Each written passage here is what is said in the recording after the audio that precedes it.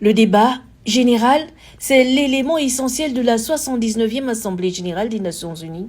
C'est un appel à tous les dirigeants du monde accueillis au siège de l'institution par le secrétaire général de l'Organisation internationale, Antonio Guterres, de discuter des questions de notre époque, de mettre en avant les priorités de chacune de leurs nations respectives. Les chefs d'État et de gouvernement des 193 États membres des Nations Unies planchent sur le thème « Agir ensemble pour la paix, le développement durable et la dignité humaine des générations présentes et futures ».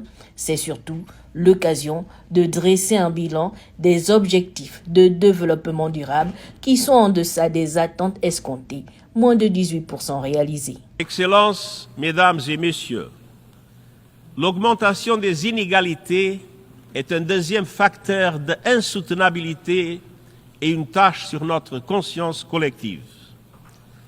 L'inégalité n'est pas une question technique ou bureaucratique.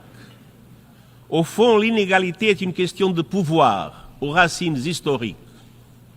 Les conflits, les bouleversements climatiques et la crise du coût de la vie étendent ces racines historiques plus profondément encore.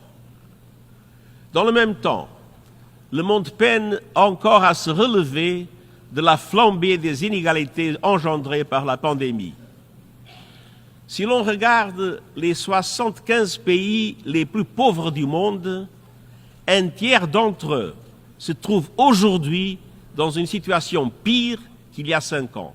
Il faut faire taire les armes. Au regard des théâtres de conflits observés en Afrique, dans le Moyen-Orient, il faut réduire les inégalités, lutter contre la pollution et les changements climatiques, éradiquer la pauvreté, les inégalités hommes-femmes, l'intelligence artificielle utilisée à mauvais escient.